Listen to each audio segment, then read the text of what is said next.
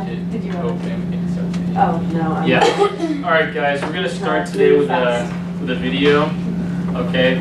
Now, I guess should we preface it a little bit? Yeah, before? we should. So this guy in the middle, okay, his name is Fareed Zakaria, right? He is a god to Rahul and I, right? And you would do well to also convert to the Fareed Zakaria religion, right? But no, he's a very smart, very good thinker. He's very good at show between. But the reason we're showing you this clip, a little bit different opening than from our last couple of classes. There are a couple reasons. One is that one of the goals of this class is to provide you guys with good sources to get real policy, unbiased, substantive information about current events long after you take this class, right? We can only offer a small snapshot of what's out there. And one of the really good resources for this is Fareed Zakaria. So he does a show once a week, Sunday. I think it repeats, like it's Sunday at 9 a.m. and then again at noon. It's available on iTunes. It's available on at the iTunes. gym. Listen to it. So, and it's really substantive. It's really unlike anything else on TV. There's a good story about this. Neeraj and I were in DC this past summer, and we went to this conference put on by Brookings Institution, which is a think tank. And because of that, we got to meet a guy named Bob Rubin, who's former Treasury Secretary. He was Treasury Secretary under Bill Clinton. And you know, we asked. Well, he appeared on Fareed Zakaria GPS several times, and we asked him, you know, what do you think of the show? And we were like seeing you on the show. What did he say, Rod? He said it's the greatest show on television. Right? Is that what he said? Yeah. So it was a ringing endorsement. Yeah. So we really cannot trumpet this enough. If you get into it, you can pick up a lot in just 1 hour a week.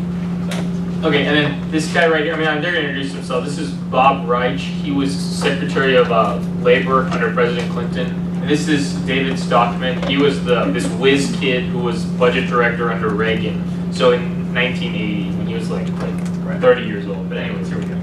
Oh, God. Distracted driving. It accounts for 25% of truck crashes. And it's why the best agents help safe drivers get a lower rate. Exactly. Not far enough. We are insurance. We're not Fareed Zakaria GPS, seen at Sunday morning 10 Eastern and Pacific. Sorry. Joining me now to talk about the nation's jobs problem and much more, David Stockman was Ronald Reagan's budget director, and Robert Reich was Secretary of Labor under President Clinton. They both have many more glittering credentials, but that'll do for now. Welcome back to you both. Bob, let me start with you. The administration is now thinking about further tax cuts, payroll tax cuts and things like that. Wouldn't it be sensible if the great... This is from June of last year, sorry. I didn't want to make you think like it's from today. So it's just from June last year. The problem is jobs, and a large part of that problem is in the construction industry. Wouldn't it be sensible for the government to simply try to employ these people directly? I don't mean the government employing them, but do roads, bridges, and highways, which puts private contractors back into the hiring business and effectively create jobs directly rather than hoping that people who get tax cuts will start spending again.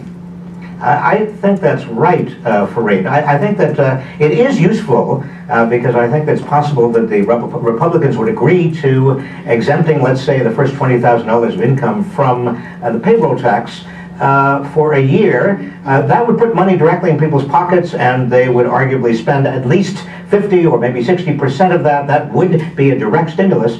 But as you point out, I think it is also very useful to extend large public projects, or even a WPA, you know, as we had during the Depression, Works Projects Administration, to put the long-term unemployed directly back to work, or a civilian conservation corps to put millions of young people who are jobless directly to work. We have public parks, for example, that are closed.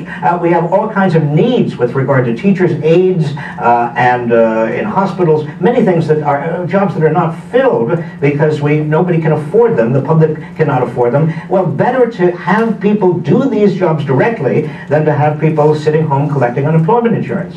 David Stockman, do you think this can we afford this? Obviously there is the cost involved, though a lot of this would be long-term borrowing, but it would put people back to work and they would start paying taxes. No, I really disagree with that. That's just more of the same old Keynesian medicine that's failed. We may have public parks that are closed, but we also have a national balance sheet that is totally busted. The federal government and state and local governments are out of money. And so the Keynesian game is over, and there's really, literally nothing that Washington can do about the job problem. Washington has to get back to its business, which is managing the budget and beginning to pay our bills. And unfortunately, that is probably going to compound the job problem rather than resolve it, but we have no choice unless we want to end up where Europe is today and where Greece is. We simply are rolling the dice if we think we can keep borrowing now that the Fed is out of the market, QE2 is over, and the other central banks are no longer buying the bond. It would be a grave mistake to go back to the failed stimulus policies of the last 2 or 3 years or even decade. But David, you would accept that the consequence of that kind of tightening, that austerity, would be even more people would be unemployed, and therefore tax revenues would fall. I mean, in other words, the scenario you're painting is pretty grim. Yes, that's the dilemma that we're in. We're in a deflationary cycle. We can't afford to borrow more. We can't afford to create artificial demand and artificial employment. And so therefore, we're likely to have unemployment in the teens for the balance of the teens, that is, for a decade or more. That's the mess that we have created after 30 years of tax giveaways and lack of control on entitlements and running this massive $800 billion war budget that we don't need and can't afford. It sounds like very harsh medicine, but it happens to be reality. We cannot borrow our way out of this one, in my judgment. We're now facing the day of reckoning, literally. How can David... We'll stop there. Yeah, so should turn on the lights. Yeah. Is this, okay. Can everyone see the board? Or is this not the good lights? Maybe these are better. It's like this? No. Feedback? Either way. Okay. Okay, so, like Raj said, these two folks that Fareed was interviewing, they're very notable economists. They have very strong credentials on the policy side. Yeah, clearly they profoundly disagree. Okay, and this is not putting up two talking heads that are just like politicians who are just designed to go at it. These guys have fundamentally irreconcilable views about how to approach the economic malaise that the U.S. faced last June and currently still faces. So basically, you heard sort of like the two different cases, right? I think we've beaten this horse over the head, right? Enough, but basically, there was like one option was Bob Reich, the guy who talked first. Remember, he was just saying, let's hire people, right? Build on the left. Yeah, the guy on the left, build the parks, bridges, the infrastructure, civilian conservation corps, so like painting the national parks or whatever it might be, right? And then you have Stockman, this guy, who's, he's a genius, there's no two ways about it. And he's basically saying, look, we don't have the money, we can't borrow, we're going to end up like Europe if we do. So we have to embrace these policies that are called austerity. I don't know if we used this word last week or 2 weeks ago or not. Basically, austerity just means trying to control the budget by reducing government spending, right, and trying to increase tax revenue. So remember, there would be two sides, right? There's the spending and the taxes. So austerity is trying to reduce spending, right, and increase taxes. Right. And so this divide, if extrapolated, is really the divide that we see amongst all sorts of economists, not just these two, but in general. This is the two main schools of thought as far as how the U.S. can promote growth in the long run. And it's not even just the U.S., okay? So in the crash of 2008, 2009 and the ensuing economic slowdown, that has been global, okay? And many of the challenges and policy approaches that these two guys were debating, similar debates happened in the UK, in France, in Germany, in China, all around the world, okay? And this goes back to what we talked about in our first class, where Reich focuses more on stimulating demand, right? Get people to go out there with money in their hands and spend it, which provides income for other folks.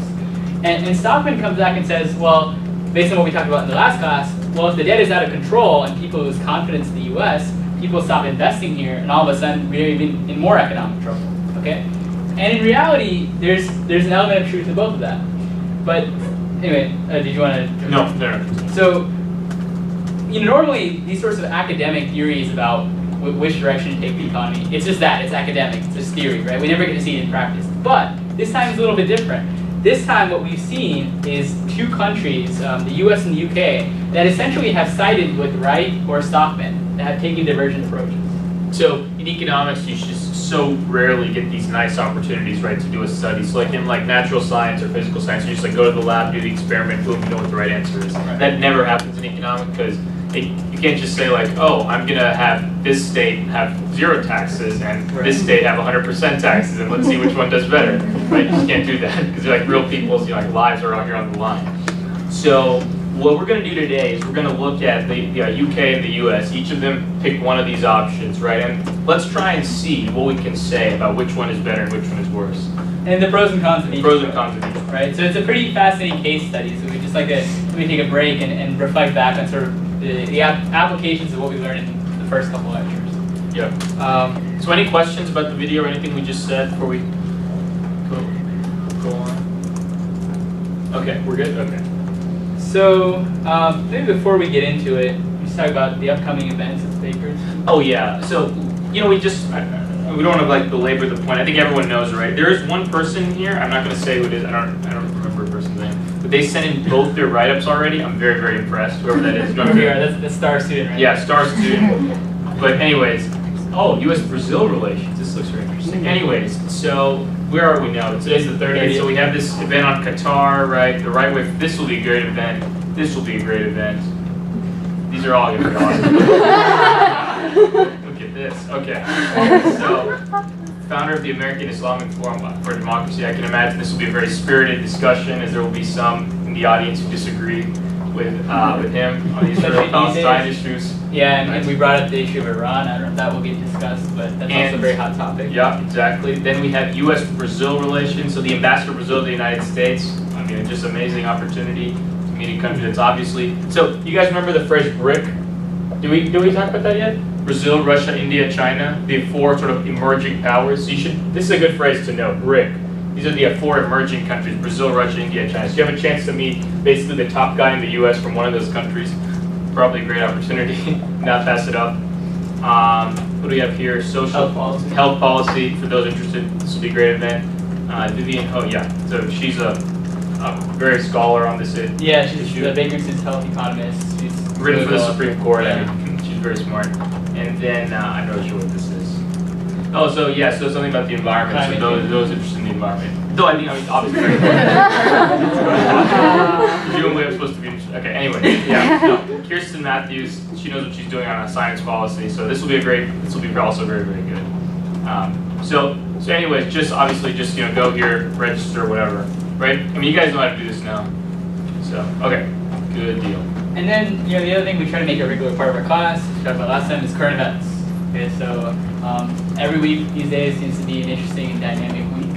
So the very first current event we'd like to discuss is what's happening in the European Union.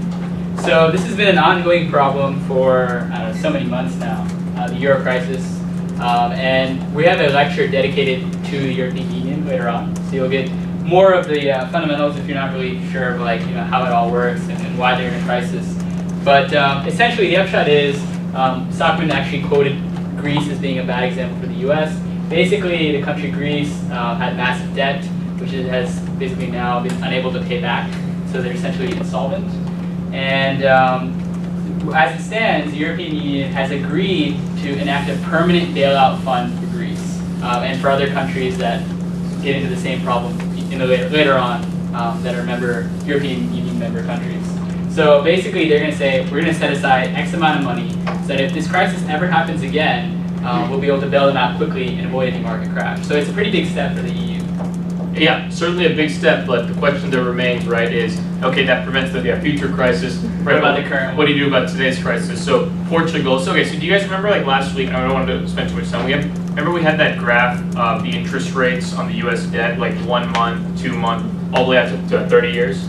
So US 10-year was 1%, 2% something. So Portugal, right, which is one of these countries that's having deep, deep problem, they're at 21%, right? So to get someone to invest in Portugal, you have to promise them 21% return. For any country, that's just not sustainable, right? Because then the interest on the debt itself is just so high. So huge problem still in Europe. Speaking of interest, the other really cool thing that came apart, I guess it came out last week, the news, and will continue this week. Ben Bernanke and the Fed came out and said that they plan to keep interest rates basically at zero through 2014. So that's actually historically unprecedented in the U.S. And that would mean that basically for 5 straight years, even more than 5 straight years, the interest rates were, what was it, like 0.25% or something, it's practically zero. And so if you kind of read in between the lines, that means that the Fed is not optimistic about our economic outlook going forward. Right? They feel like they need to keep interest rates at practically zero to ensure that we don't slip into another recession. And Ben Bernanke is actually giving a speech, is it Wednesday, I think? Wednesday or Thursday? Yeah, later this week, about sort of the Fed's policies going forward, where he explains this issue. So if you're interested in monetary policy, it'd be a neat sort of insight into... it'll be hard to watch. It'll be hard to watch. They're like super technical yeah. and very dense, but maybe we'll have a distilled version next Monday. Yep. All right. So any questions before we jump in? We're all good. Everyone's good. All right. So we're gonna look at the difference between and sort of the responses the U.S. and the U.K. took. So before we get into the specific steps that we're taking, I think it's worth looking at the difference in the two countries in terms of the governing structure. Right? So in the U.S., we have a presidential system, right? So we have a president, obviously, President Obama, and then we have a legislative branch that actually passes the laws, right? So it's not as if, President Obama can just pass whatever laws he wants, right? He has to get them approved by Congress, and in fact, by both houses of Congress, right? So that's like a check on his power. And that's actually in stark contrast to what they have in the UK. Right. So the UK has something called a parliamentary system. And in the parliamentary system, the executive branch and the legislative branch are not separated. So what ends up happening is the current Speaker of the House that we have here essentially is the analog to the Prime Minister to the UK. So the dominant party in Congress, in their legislature, the Parliament, is basically they elect the leader, who then becomes the leader of the executive branch as well. So does that make sense, everyone? So it's like there's 100 spots, let's say, in their parliament. I don't know how many it is, and whichever party has more, the head of that party becomes the prime minister. That's all parliamentary system means. So our current Speaker of the House is John Boehner. So in a parliamentary system, John Boehner would effectively be like the president, right?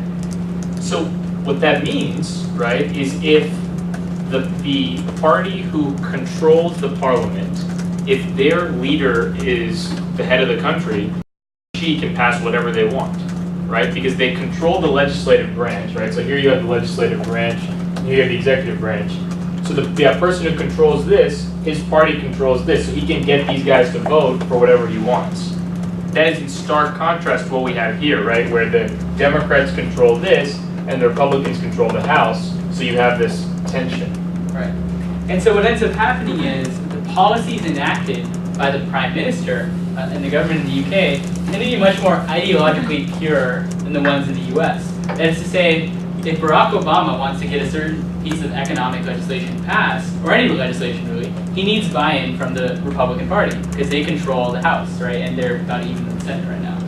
Whereas David Cameron, the current Prime Minister of the UK, if he wants something passed, it's passed, as long as he's in power, because his party can just sign off on it. So because of that, basically, the upshot of this is the Prime Minister Cameron is basically a heck of a lot more powerful than President Obama is, right? And the same thing goes in France, right? Sarkozy is immensely powerful. Merkel, right, in Germany, very powerful, and so on. So basically, whatever you have a parliamentary system, that the head is extremely powerful. And so hold on to that thought, because it'll become important later when we talk about the scope of the policies that were put in place towards the end of class. The other thing to keep in mind about the US versus the UK is that, this may be something you're familiar with, but in general, European countries tend to be what are called social democracies, whereas the United States, the US, is considered a more purely capitalistic society. So the fundamental difference there is that the social safety net that you see in the UK, pensions, government health care, and the equivalent of Social Security. All those things are at a much larger scale in the UK than in the US. The welfare is much more significant and accounts for a greater proportion of their economy. And correspondingly, obviously, I mean, the only way to fund something like that, right, is you have higher taxes. So there are higher taxes in the UK, I mean, significantly higher than we have here, right? So in the UK, right, it's much harder to fire someone, right, than it is here. I mean, here you can just fire someone like this, right? In the UK, it's a lot harder. In other countries in Europe, Spain, my goodness, you just cannot fire anyone in Spain, right? So, I mean, that's another just sort of difference between the two countries, right? So just keep in mind the presidential parliamentary divide, right, and then the social democracy capitalistic divide. So there's just two, question. Why is it harder to fire someone? Oh yeah, so I mean, basically there are huge like penalties for the company to fire someone, right? So essentially, basically, I mean, the upshot of it is there's a tax basically associated with firing someone, and the labor markets are just not as flexible as they are here. So because of that, countries like Spain is actually the best example. Companies, right, are hesitant to bring people on board because if something goes wrong, it's really hard to, fire them. Just because, I mean, there's like regulations in place that says you have to probably like warn them a certain amount in advance, just to be like a genuine like reason to fire them, et cetera, et cetera. This is very difficult. But we can get you an article about that because I mean, we don't know exactly, obviously. But it's a very good question. So any other questions? Okay, and so keeping those things in mind, the first thing I want to outline is the U.S. And we're going to focus on in this class the response to the 2008-2009 crisis. We had the mortgage crisis, followed on by the Great Recession. And in the U.S., just to give you a bit of historical perspective on the politics involved, what we saw around the start of the crisis was that Obama and the Democratic Party were in control of essentially both houses of Congress. And, one of the things that often gets pointed out, and someone pointed this out to us last semester as well, if they have both houses of Congress, is it really any different than a parliamentary system, right? Because, in effect, the president has theoretically full control. And that's theoretically true, but what ended up happening, based on the makeup of the Democrats elected in 2008, many of them were very moderate Democrats. In fact, extremely moderate, so moderate that a lot of them were won over traditionally Republican districts. And to do that, they were basically taking on many very conservative policy stances, right? So what are traditionally Republican policy stances to win those hotly contested seats? So what happens as a result of that? Well, you have a couple of things, right? So the first thing is if you've won, right, in a conservative district, you can't really vote for very, very liberal policies, right? Or else 2 years later in the House, right, each term is just 2 years, so it's basically like perpetual campaign season, right? You're going to be thrown out if you vote for liberal policies, right? Even though you're a Democrat, right? And in the Senate, we have this very interesting rule called the filibuster, right? Which basically says this. So there are 100, you guys understand, there are 100 senators, right? So you would think that, okay, if you have a 51, boom, like whatever you want gets passed. That's like, that would be like how a democracy should work. But we have what's called the filibuster, which basically says that the minority party, that is to say that the party that has less seats, if they have 40 votes, they can block anything. And a filibuster just means basically you promise to continue basically, or you do not allow a vote to happen on the bill. That's what a filibuster means. So if you have 40 people, right, in the minority party, you can block a vote on any legislation. So the Democrats had 59 senators. So one shy of what one shy to automatically prevent a filibuster. So what do you, I mean, I think everyone can like see what happened then, right? The Republicans in the Senate essentially blocked the majority of the legislation, right? Just because they had the 41 votes. So in order for the Democrats to get anything really passed, right, they had to make significant compromises. Or in some cases, I would even use the word bribe, right, certain senators to vote for policies. And so the reason we bring that up is that as we discuss the U.S. approach versus the U.K. approach, they're definitely on both sides of the Wright-Stockman divide that you saw earlier, but because of this system, the U.S.'s response becomes much more tempered and much more, in effect, moderate than the UK's response, which is much more ideologically pure. That's the upshot, and we'll get into why, or sort of what are the policy implications of that as we talk about the U.S. So the history of the economic policies that we took as a country to fight the recession starts with a certain bill called TARP. Okay, so TARP stands for Troubled Asset Relief Program. Don't worry about the name. Yeah, don't worry about the name. It's not important. But what you need to keep in mind is that this was put in place under Bush, President Bush, towards the end of his term. Junior, sorry, obviously. Yeah. And essentially what it did was bail out the banks. And so what ended up happening, and well, I guess we have a class the following week about the Wall Street crash and what went into it. But essentially what you need to know is that the banks were bleeding money because their sort of cash inflow was based loosely on people's ability to pay back their mortgage payments. So when those went away, banks lost a lot of money and they were unable to loan, so that kind of sent the market into the economy into free fall. So the government basically came in and said, here's a bunch of money, keep giving out loans, keep operating until you become profitable again, and then pay us back later. Right? That's the upshot. And so this was put in place to stabilize the banking system, and really was the first real economic recovery or response bill put in place. Okay, so that was number one. Number two is the one that everyone's heard of, right? The stimulus bill. The official name is like the American Recovery and Reinvestment Act, right? Stimulus bill is fine. So this was, see, it's going to seem like a lot of money, and it is a lot of money. $787 billion. And the money was spent in three ways. Okay, so the first way the money was spent is in tax cuts. So if you remember, even Reich talked about tax cuts, right? Remember he said tax cuts can be effective. So about like a third of it were tax cuts, right? The next thing was money for state and local government. So states and cities have to have a balanced budget. That is to say, every year they have to spend only as much as they take in. They can't run a deficit. So what the government did was they said, okay, we understand that states and local governments' tax revenue are going to go down because it's a recession. People are, spending less at the store, so sales tax revenue decreases. So we're going to give you some money, right? So you don't have to, fire teachers, police officers, firefighters, nurses, etc. Right?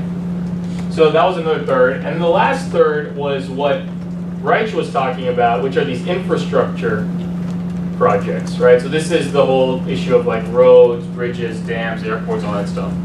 So it's like a third, a third, a third. Okay?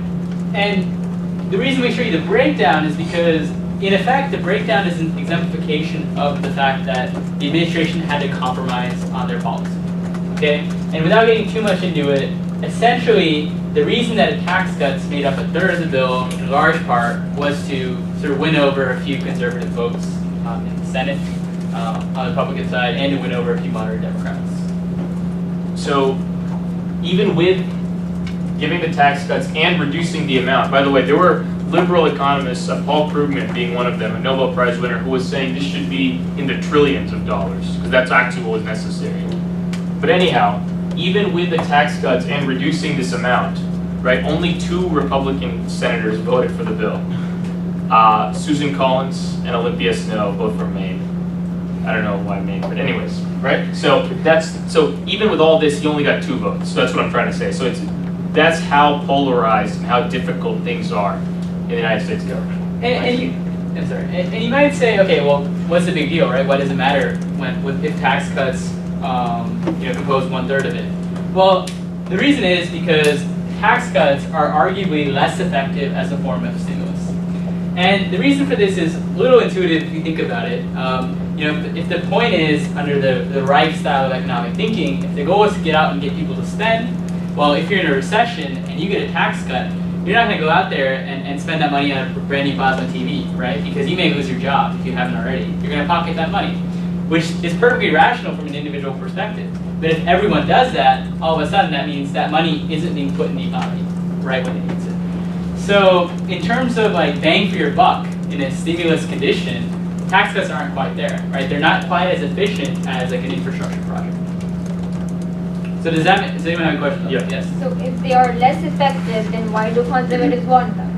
Because conservatives, basically there are two reasons. One, conservatives don't believe that the government should be spending money to build anything. Like, so they don't believe that these projects should be built by the government, right? So, for example, you know the toll roads here in Houston? They're not owned by the government. They're owned by an Australian company, right? So Rick Perry sold them to Australian company because that's the conservative model, right? Sell them, take the money, and then a private company can like better administer them.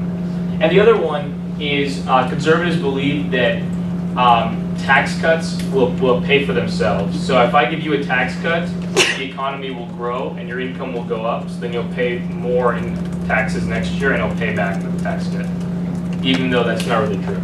Right. No, I'm serious. And I make that not as a policy statement, I mean as a partisan statement. I make it as fact. Yeah, I mean in terms of conservative economics, economists would not say that that's true. Yeah. But anyway. But it becomes an ideological difference, right? And it's not that tax cuts aren't stimulative, right? It's not that people will go out and spend it.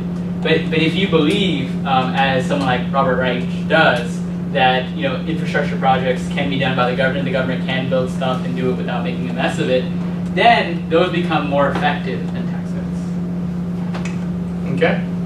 Yeah. If people are depositing money to like save the tax cut money that they're getting, is that still not really generating any revenue, even though those banks have that cash allocated to be able to loan to others? That's a great question. So the reason, do you want to take it? So banks are sitting on $2 trillion of cash right now. Yeah, and so it's So just they people aren't seeking loans. Yeah. Is that the problem? Well, and banks have become very tough at giving loans, right? Because they don't want to make the mistakes again. Yeah. So they only want to give loans to like wealthy individuals. Well, wealthy individuals probably are not going to be the ones who necessarily want loans, right? Yeah. So like lower income individuals who like want a loan, let's say they buy a house or to go to college, like those loans are just very difficult to come by. Yeah, and so despite the TARP and the bank bailouts, We'll get into this next week. We'll get into this next week, but the upshot is the banks do not actually end up increasing their lending very much. They just buy other banks. Yeah, so what ends up happening is they hold on to it as well. So when people deposit the money, it doesn't really go anywhere. Yeah, very good question. Okay, so we'll just breeze through these like next couple. They're kind of very not too big. So compared to the 800 billion. Yeah, compared to 800 billion bucks here. So unemployment benefits. So basically, I mean, if you're unemployed, the government will give you what's called unemployment insurance. Basically, they'll pay you back a certain amount a week, right, while you're looking for a job. So basically, the government just extended those benefits. I think they're supposed to only be for 26 weeks, and the government extended them like a full year, something to that effect. Basically, I don't know. Don't quote me on the number. Basically, that was the option. Just extended the unemployment benefits again, right? The goal: put money back in people's pockets. Hopefully, they will spend it, right? And this, of course, is I mean, if you don't, if you're a politician and you vote against increasing unemployment benefits, like you'll just look like you're like a heartless person, right? So these definitely got passed very easily. So cash for clunkers. This was a small little stimulative program. Actually, it was separate from the stimulus. Yeah, separate. Yeah. So this was essentially a tax credit that the Obama administration ran for a few months. They actually had to extend it several times. It was actually very popular. People maxed it out. Basically, what it was is it was a tax credit if you traded in an old car, your clunker that had low miles per gallon, inefficient, for a newer like a hybrid or a new sort of increased gas efficiency vehicle. And it was just a nice little stimulative measure. What ended up happening, people actually responded really positively to the incentive and went out in droves and bought new cars. It was kind of a big success. But again, it was sort of same sort of stimulative thing, sort of incent people to go out there and spend their money. Okay, so the auto bailout was probably one of the most controversial things. So President Obama said, look, I am not going to let Ford to a lesser extent, but GM and Chrysler, I am not going to let these companies fail. There were 1 million jobs attached to those, both directly and people who supply parts for these car companies. So he basically pumped in money and said, look, we're going to give you this money, but you guys have to reform. And what do you mean by reform? Reducing salaries for union members, right? Reducing pensions, etc. Basically streamlining operations, getting rid of all this excess fat that had been in these companies. And this was probably the most successful policy, right? I don't know, those who saw the State of the Union remember when President Obama said GM is now the #1 automaker again. That's an amazing accomplishment because of the auto bailout. But yeah, and sort of the last bit, it's not directly the Obama administration. You see QE1, QE2, QE3. QE stands for quantitative easing. These were a set of policies put in place by the Federal Reserve, under Ben Bernanke, we talked about last time. And essentially, it just increases the money supply. So each round of QE pumped around $600 billion of money into the general economy at a time, which is a lot. And they're pretty unprecedented measures, but same sort of thing, put more money out there, get people to spend it, and in an effort to regrow the economy. So again, in this broadly sort of Rob Reich style of approach to economic policy. So those were sort of like, just like Raul said, the sort of broad policies that the US took. So now, what did the UK do? So David Cameron, right, he comes into office, right, along with Nick Clegg, who's another party leader there, right, so the two big guys in the UK, and they said, look, here's our goal. We're going to reduce our deficit. So I think there's a typo in the slide. We've written debt, it's actually deficit for those who are following in the notes. The goal was to reduce well, I mean, we've talked about this. You guys know what the annual deficit, remember, so each year, right, how much more you spend than you take in. So the goal was to reduce the annual deficit from 11% of GDP to 2% of GDP. So there are just two ways to do this. Either this gets bigger or you have a smaller deficit, right? That's it. And the hope is we can do both with these policies. So the question now becomes, what are those policies? And they want to do it by 2015. So this is pretty ambitious, right? So they came in, 2009? Yeah, 2009. So, 6 years, that's a pretty significant decrease in deficit. And the reason they took this is because David Cameron and Nick Clegg subscribe very strongly to the Stockman model, right? Which is that if we control our debt problem, which, by the way, is not exclusive to the US. Most developed countries in the world right now have significant debt burdens. So they said if we reduce this debt problem, people will have confidence in the euro, people will no longer feel uncertainty about the future of the UK, and it will be stimulated in and of itself. So we don't need to actually go out and spend money, because that will actually make people more worried about where the UK is going. It will hurt the economy. Instead, we cut back, do the exact opposite thing, and that will, on its own, create growth. Okay? So that was their general ideology. And like the US, they followed a set of, a policy portfolio that sort of encompassed that ideology, right? So there were several aspects of this. The very first one was to increase the VAT, which is a value-added tax.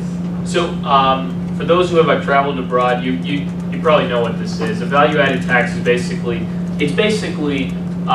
every other country, I think like 150 countries in the world use this, as opposed to a sales tax. So like we go to the store, right, we buy our milk or whatever, and we pay like 8.25%, right? Well, if you go to some other states, it's a different rate, right, et cetera, depending on the state. Well, in a lot of other countries, it's just a fixed percentage that's included in the price. So you go to the store and the milk is $5, and the $5 includes that tax already built in. So what they did is they increased the VAT. And why would they do that? Well, obviously the goal here being raising more revenue, right? But can anyone see what might happen if you increase the VAT?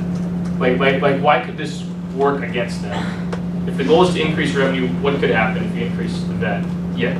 People don't buy as much stuff. Exactly. There's a price elasticity basically for the econ majors. And basically as price goes up, people are going to buy less. So, I mean, I don't know exactly what the calculations were, like if it actually had panned out. I'm sure they made some money, but you're not going to make as much as you forecast because people are going to buy less. Right.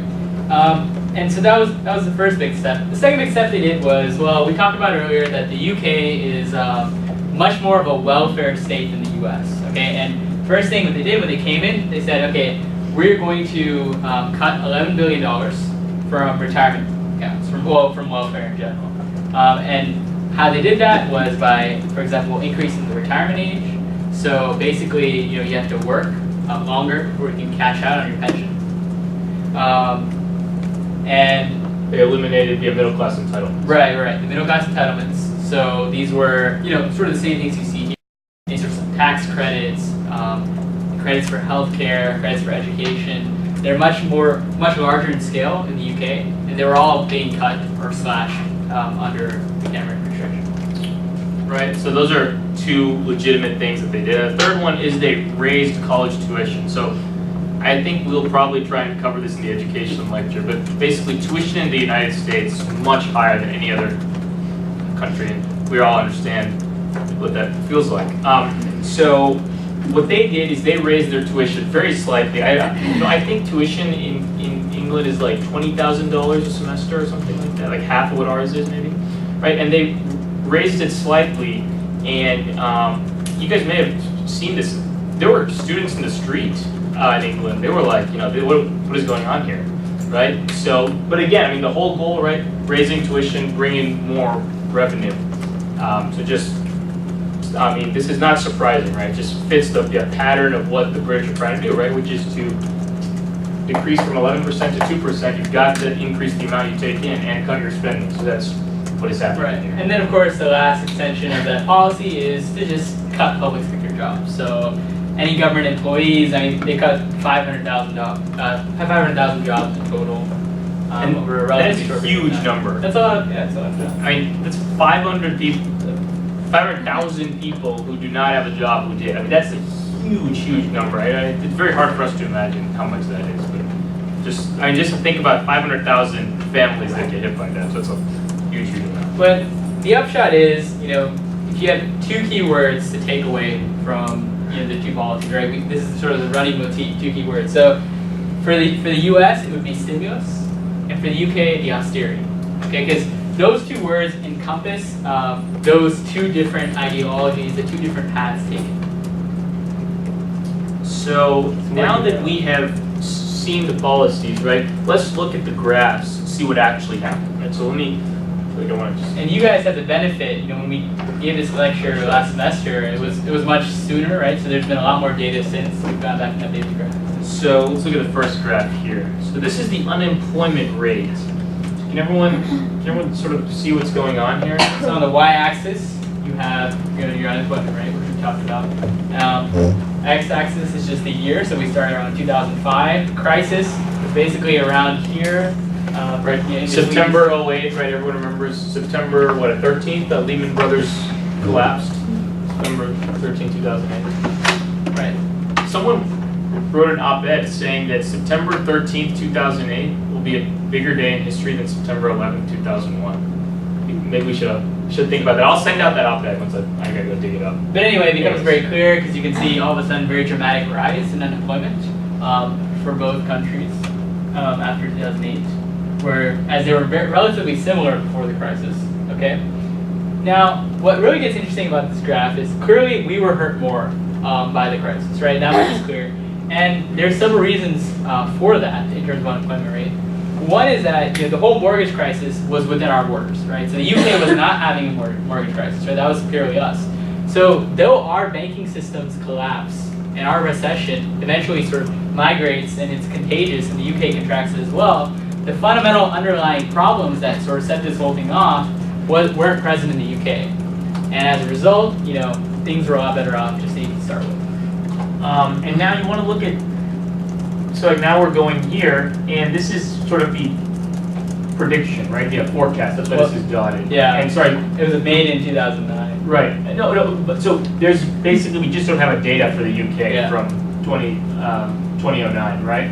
But the upshot is basically that you want to look at the trends, right? That's always the key thing to look at. So basically, you have this downward trend in the U.S., right? A sort of stagnant, right, trend in the UK. But it'll be interesting to see sort of when we project it out, right? So in the next few years, where these actually go.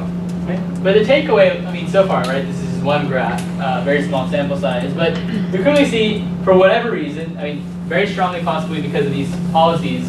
We see the UK's unemployment rate not really coming down quite as fast, right? More flatlining.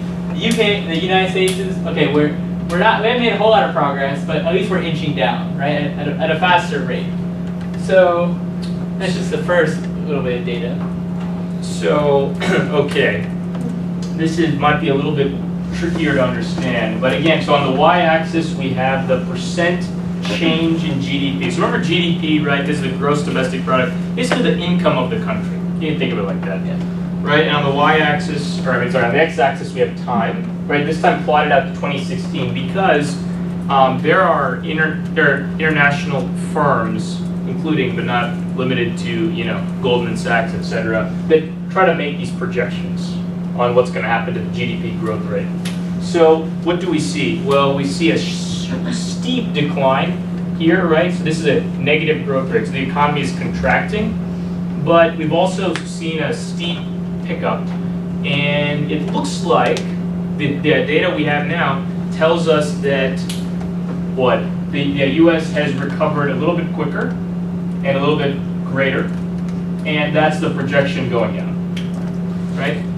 Because this is basically saying the U.S. will grow at about 3% and they'll be about 2.5 something.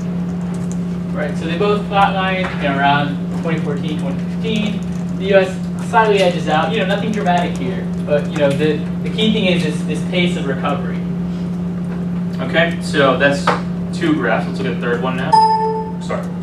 This is inflation. So we talked about this last week, and this is where I think it's pretty stark. Yeah. What's happening? Yeah. So again, on y-axis percentage, x-axis time. Riley, you want to explain what we're seeing? So what's interesting is that this graph presents the first real stark contrast in the approaches taken. Okay, so for the last couple of graphs, what we saw is a slight edge to the U.S., right, in terms of both GDP rebound and unemployment rate rebound. Okay, so you might think, well, that's consistent, okay, because the policies, the stimulus style policies, to put money in people's pockets, get them to go out and spend it, would theoretically be much more stimulative, much more quick and faster acting. That would, in terms of promoting a decrease in the unemployment rate and an increase in GDP, right? But the flip side is that's a lot more money being pumped in, and what that means is more money chasing the same amount of goods. That's a classic definition of inflation. And we talked about this, right? So, and that's clearly borne out in these graphs. So we see basically 1.5% differential in 2011, and much larger in 2009, where we have over 2% of a gap. 2% doesn't sound like a lot, but in inflation terms, that's huge. Yeah. So what are we seeing here? Basically, you would have expected, right, the U.S. to have huge inflation. And that's what we talked about last week, right? We said, look, if the supply, I'm just going to draw this graph real quick. I don't mean to belabor the point. But you guys remember, right, this was the value of the currency, right, and the amount of the currency. So we increasing the supply, right? That's what we're doing with the QE1, QE2, QE3, pumping money into the economy with the stimulus, the auto bailout, all that stuff. So what should happen is the value of money should go down, right? Which means that each dollar buys less milk. That's how I always think about it. So then inflation should go up, right? But we're not seeing that. So what that tells us is that the U.S. policies could have in fact done more, right? Because if what we did has basically done nothing to inflation, right? We should have and could have done a lot more. That's the upshot here. Yeah. No, good. That's it. I mean, it's very counterintuitive, and we throw this up because again, it's an example of it's a manifestation of the political process on economic policy, right? Because the bill was tempered, because it was taken down from what guys like Paul Krugman wanted of around 1.4, 1.5 trillion. It was cut down to 800 billion. That's a lot of money, but in the context of the United States, overall economy, that's very little. And so as a result, despite the fact that we're pumping all that money in and inflation should go up, it's counteracted single-handedly by the recession, where people are losing jobs, they're not wanting to spend, and so we actually get, for a period of time, negative inflation. That's the deflation. And so the stimulus, for all of its $787 billion, didn't do a whole lot to push this up to where you would expect it to be in a normal economy, right? So around 3%. And this is why this is probably the most important graph, is because there were people in the Obama administration, Larry Summers, chief among them, right? He was Obama's chief economist. He said, reduce the size of the stimulus, because if you make it too big, you're going to have massive inflation. And basically what the data has shown is it's proved him wrong, and it's proved a lot of other economists, or a few other economists, exactly wrong. Okay, and now let's get this graph. Now this is where it really gets interesting, right? Because so far it's been, maybe somewhat one-sided in terms of the U.S. being generally better off in terms of the recovery, right? But here's where the austerity measures really start to shine, okay? Because this is 2011 where we are now. So what we see past this level is just a projection, right? Hence the dotted line. What you see now is pretty staggering, right? So up till around 2011, 2012, we see debt as a percentage of GDP be around the same, right? Practically identical for the two countries. But what do you see after that? Starting to bend down, right? The debt is starting to come down. For the UK. For the UK. And does that make sense to everyone why that would happen? I mean, if you're spending less, like they're doing, right? They cut the public sector jobs and you're taking in more money, your debt to GDP ratio is going to go down because your debt is going to go down, right? So that's why they bent the curve in the United States, right? It's not bent the curve. And even not even just the fact that they bent the curve, the gap is looking like it's going to continue to widen going into the next 5 or 10 years, right? So the UK is starting to slow down. The United States still has a very positive slope in terms of percentage of GDP. So what we're clearly seeing is that, yes, in terms of debt reduction, the Cameron policies have been quite successful, yes. What was the effect of the austerity measures on GDP in the UK? So I'm glad you brought that up. That's the brilliant question. So let's look at the next graph. Yeah, the next. How fitting. So this is really tough to understand, so we'll just take it kind of slow. So, okay, again, on the left, on the y-axis, right, we have percent change in GDP. Okay? And these are different depressions or different recessions that the UK has seen. This is only UK data. So each color is a different recession. But what you want to keep your eyes on is this black triangle. That's where we are today. So 46 months after the recession, right? This is months from the start of the recession. So 46 months after, right, we're still at negative 4% growth. That's the worst of all the past recessions. That's what this graph is trying to show, right? So these recessions, they were already done by 46 months, and these, they were up here, basically almost out of them. But here, they're still down here. So this goes directly to Fahad's point, saying GDP has been hurt. That's the upshot of this graph, right? Because 46 months in, you're still minus 4% each year. So that's, yeah, question. So all the other recessions were not dealt with austerity measures? Correct, that's exactly right. That's exactly right. I'm sure there's a really good research topic waiting right here in this graph to analyze all the different recessions. Maybe someone has wants to get a PhD in econ, here you go, right here. By the way, not to get off on a tangent, but the earlier graph was debt to GDP, right? So what we talked about was that the way of reducing debt as a percent of GDP, one way is to just grow a lot, right? So if your denominator becomes double or triple, your overall value goes down, right? It's basic math.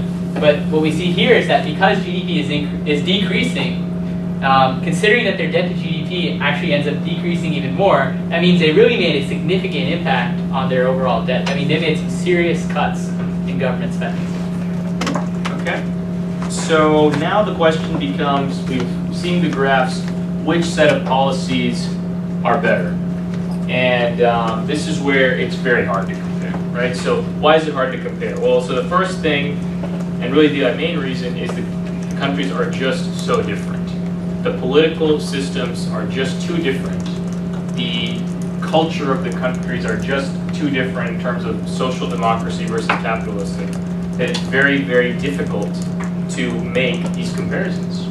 And the reason we say that is, it goes back to the point we've made time and time again, which was that the stimulus policies that the U.S. took were tempered, right? So use that word 3 or 4 times. And the reason is, it's important here, because when you saw that inflation graph, that the U.S., despite the supposedly massive spending, is still at inflation levels that are well below what you'd expect given the amount of spending.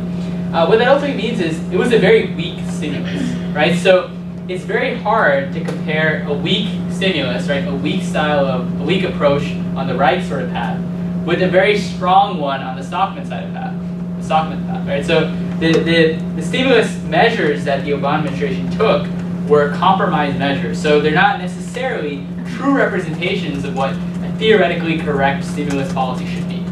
That's exactly right. Though we do want to note that to be completely fair, there's something called credit rating. I think we talked about this before, right? Each country is given a credit rating by these independent agencies. We'll explain why they're not so independent next week. But the UK still has a AAA credit rating, and as I think most people in this room know, the US is down to AA+. So if you were to look just on credit rating, right, it would appear as though the UK has done better. Now, I don't think that's the sole measure to look at. I think Rob would agree with me. Yeah.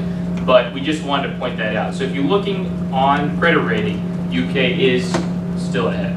And that is, to some extent, a reflection of the fact that because they have controlled their debt, it's, a little bit more secure than the United States, right? So, I mean, the difference between AAA and AA+, obviously not like profound, but it's there, right?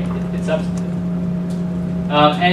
The last sort of interesting point in terms of additional thoughts when you're thinking about how to compare these two approaches is the social ramifications, right? And what we've seen in the US and in the UK over the last 12 months is a lot of unrest, okay? But the UK's unrest is tied much more closely to these austerity measures, right? Raj mentioned earlier the student protests with regards to the raising of college tuition, right? So the unrest has been there on that front, and that got very nasty at times. But the more significant ones were the London riots. So this was back in August, I think, August of last year. Didn't they attack Camilla and what's her husband's name? Camilla, Charles, right? Yeah, I think they attacked their car, right? People literally were throwing stuff at their car as they're driving by. I mean, it was nasty stuff, and so no one, can say for sure, what was the psychology behind the rioters, right? These things are all very complicated, hard to understand. They may not even know. Right. So, but I think it's fair to say that a contributing factor is the fact that, because of these austerity measures, a lot of college students all of a sudden feeling the pain. 500,000 people laid off. They're going to vent their anger, right? And so that's one very social and tangible representation of what happens, right? It's not all numbers, it's real people. And you may be tempted to say, well, we had the exact same thing here with the Occupy Wall Street. And I would caution that comparison because Occupy Wall Street folks, from my vantage point, don't seem to be protesting stimulus measures, right? They're not in fact, if anything, they're protesting lack of stimulus, right? And they're protesting, I would argue, income inequality and lack of social mobility, which we'll talk about in 2 weeks.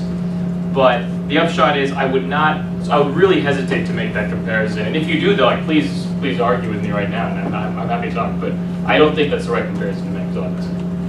But the backlash that we have seen in the U.S., though it's not really unrest, it's been with sort of the emergence of the Tea Party. Okay, so we try to stay away from the politics side of things as much as we can, so we won't get into too much of that. But strictly in terms of policy, what the Tea Party advocated was, in effect, austerity approach, right? A complete opposite, a complete 180 from the approach the administration took with stimulus, right? Tea Party protest was, too much big government, too much government spending. We got to cut taxes, shrink the size of government. That's Cameron 101. Okay, so we definitely did see backlash in both countries of slightly different nature. So I guess here I know that you have classes up, so if you have to leave, always feel free to go at 8. But we just wanted to sort of toss out, or just open it up for discussion on what people think. If people have any questions, comments, thoughts at all on the issues. Rob, you want to throw out a question maybe to start, or? Yeah, I guess the underlying question is, what do you guys think was the more successful approach? Right, so we won't decide for you because it's open to interpretation, because there are clearly pros and cons to both, right? But who do you guys think came out on top here, right? What was the right path to take? Anyone have any thoughts? Yeah. I think it's very interesting how the two countries have the different definition of what the nation is supposed to do. It's one saying that, our debt is the main thing for our people, our social welfare doesn't really matter, that's why we're going to increase VAT, we're going to cut down the welfare that we're giving them, we won't care about what the ramifications of it's going to be, the unemployment rate, people losing their jobs, people being homeless, all that stuff. On the other hand, the U.S. trying to, like I said, it's like they definitely didn't do enough, but trying to make sure that, well, whatever the debt may be, we have to make sure that our people are kept at the forefront. I think that's really...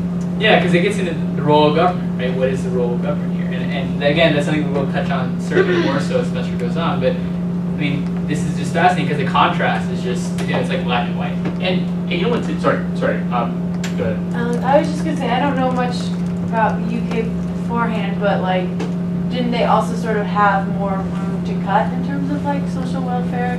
Like, yeah, that's an excellent really point. good point. And so we were going to bring that up during discussion, but that's what we talked about at the beginning, right? So welfare, in terms of where they started from, you know, they started from a much larger welfare state. So in effect, we kind of moved closer together in the aggregate. Yeah. So you could argue that, yes, Fahad, the UK certainly took a very different approach in terms of the role, but they were already kind of in that role anyway. So in a way, they're more in the role of taking an active measure and an active set of policies in terms of affecting people's lives in the U.S. Right? The U.S. is much more hands-off on both points.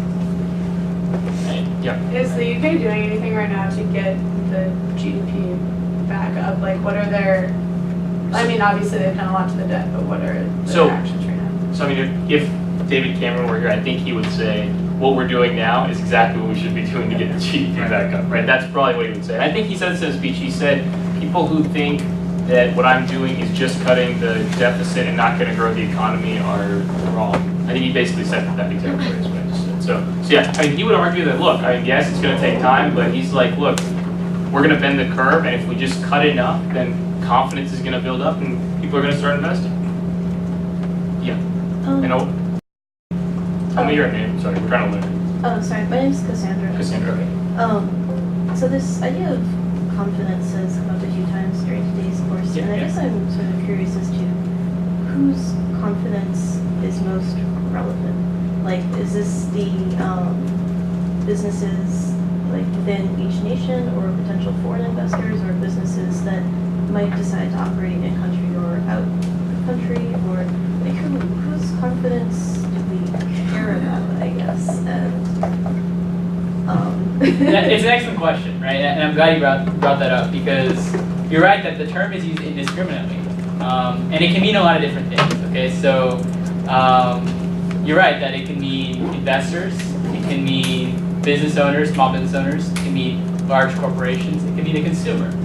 But as Raj has written here, I'm going to go ahead and take it. Yeah. So at the end of the day, it's the market, and I know this is going to sound like a cop-out answer, but it's all of the above, right? And it's basically, I think the easiest way I would think about it is the market for debt, or for government bonds. So you want to increase confidence on people who would buy your bonds, right? Because what that means is that if more people want to buy your bonds, right, then as the demand for bonds go up, the price of bonds go up. And as the price of bonds go up, the interest rate, this is just a relationship, the interest rate goes down. And that's exactly what you want. You want a low interest rate so you can borrow. So I think you're really talking about the market and investors more generally. And Max, you got it going. Wouldn't that mean boosting the confidence of the people buying things, since you don't really have a market unless there's people demanding things? I mean, there's also the firms selling stuff, but if they're selling things and nobody's buying anything, then it's not really a market. But if people are demanding things, no matter how little is being sold, that's still a market, right? No, exactly right, exactly right. The point there is that can people demand, right? So like on like micro level, right? Can people demand if they don't have the money, right? So that gets into the whole thing about if like individual people have too much debt, right? They just can't spend, right? So yeah, I mean, it would be great to like boost the confidence of like every single American person, for example, and they all want to go out and buy a Ferrari car, right? That would really help the economy if like everyone bought a Ferrari or whatever, right? But if they don't have like money to buy it, right? Then sort of increasing their confidence, yes, it's good, but what impact is it going to have if they can't go out and spend, right? Well, I mean, it seems like overconfidence is really what started this recession anyway. So, yeah, it doesn't necessarily seem like a good thing to do. Yeah. Fair point. And that's a fair point. And again, it's next week. Next week, Greg, we'll be talking about Wall Street. And so just apologize for when we always say we're going to talk about it next week. We do end up talking about it eventually, just so many topics to cover. But yeah, I mean, you're right. So overconfidence, which we'll get into more next week, which is people really leveraging and buying homes that they probably couldn't afford, right? So they ended up defaulting on their mortgages, right? So you're right that overconfidence is a problem. But in a recession, I don't think overconfidence is a real problem, right? That's what I would argue to play devil's advocate. Because in the same way that inflation is a major problem, when it gets into like 4 or 5%, 6% range or higher, but when we're facing sub-zero rates of inflation, then all of a sudden inflation is not a problem. And you can, again, that's sort of the opposite stance. That's someone would argue is, let's not worry about inflation. Let's not worry about overconfidence right now. But to support your point, if we had like each and every person in this class wanted to buy this pen, they were so confident this pen was going to be awesome, and everyone, we bid the price of this pen up to $100, right? A year from now, this pen is not going to be worth $100, right? So that would be a case where like that would be really bad overconfidence, right? So it can't be bad. That's what I'm trying to say. So there's definitely an argument on both sides. We're trying to show. Any other thoughts, guys? Yep. Where have we seen that hits to confidence have really caused the market a problem in the way that we can see that unemployment causes a problem with being able to stimulate the economy having growth? So where decreasing confidence hurts the market? Yeah. Hurts the country? Greece, Spain, Portugal, any of these countries, right? Where they're low confidence, right? Then the interest on, low confidence, right, means decreasing demand for the bonds, which means that the interest rates go up, and that's the problem. So is it just when countries start to take a hit, they take a recession, and then people like literally just feel like they shouldn't buy anything, and other foreign markets aren't interested in investing because the country's facing recession, and it just is a spiral? Yeah, positive feedback cycle, is what it's called, right? Self-fulfilling prophecy. Yeah, exactly right. Because it's all interconnected, right? So we have to realize that we're talking on a very top level about these interest rates, but they basically, I hate to use the term trickle down for a number of reasons, but the point is they do have like a chain reaction where they affect the bottom line, which is unemployment rate. Because interest rates high, less credit, banks don't loan to businesses start to lay off workers. Then workers aren't spending anymore, which means other workers are laid off, which means other workers are laid off, and it just propagates. And interest rate goes up, I can't take out a loan. Yeah.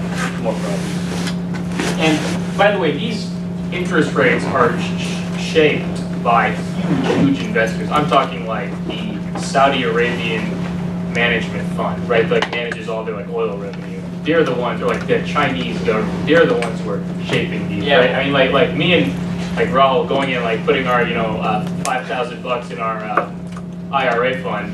That is not going to shape the market or move the market. That's not what we're talking about, right? And even like Warren Buffett, right? He would probably move the market, but their investors much bigger than him, right? The Chinese government, Saudi Arabia, Qatar, these big countries that are just moving trillions and trillions of dollars around. So we take into consideration how powers like that would react to these kinds of approaches. If China thinks austerity is just a shit, then is that something that we need to care about? Oh, for sure, for sure. Yeah, a couple of answers there, right? So one is that China themselves have taken actually a much more massive stimulus program as a result of the recession in the U.S. So they spent around between 1.4 and 1.7 trillion dollars. And their GDP is smaller. They're smaller. So as a percentage of the GDP, it was even that much more. So clearly, China themselves believe in a stimulus approach. Now, whether Chinese investors believe in stimulus or austerity, so I think it depends on the country, right? So I think what we see with Greece is that investors are actually advocating for austerity measures, many investors, because that's what's going to get their money back in the short run. Okay, so stimulus measures. Yes, they may increase growth, or they may fall flat in a country like Greece. But as long as they get their budget in order, they'll be able to pay back the interest to investors, and so that's what they're going to be pushing for. Now, in a country with more growth potential, maybe that sounds kind of mean, but the U.S. has much stronger economic fundamentals than Greece, so the balance may tilt in favor of stimulus because they realize it doesn't take as much to keep the growth engine going. Short answer, it depends. Any other thoughts? Any questions on current events? I meant to ask at the beginning of the class. Did anyone see anything in the news they wanted to?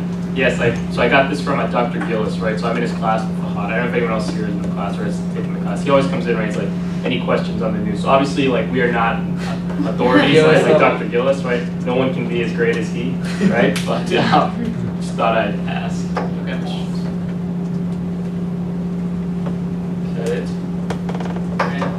So yeah, so just keep in mind, you know, and another thing to consider is presidential versus parliamentary system, right? So we don't talk about political systems that much in this class, probably because we're both economists, right? We're a little bit biased, but think about that. It's an interesting question of which has been more effective. But anyway. Maybe we'll start the class with this question next time. Would you rather live in a presidential system or parliamentary? So yeah. And the answer is not as intuitive as you might think.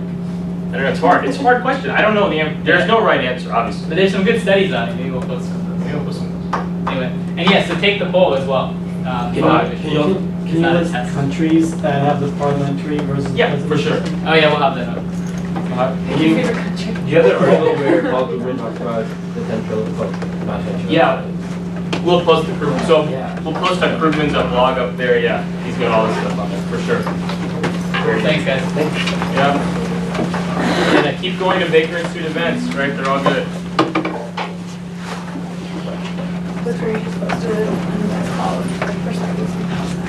Yeah, that's gonna be good. Yeah. It's gonna be very good.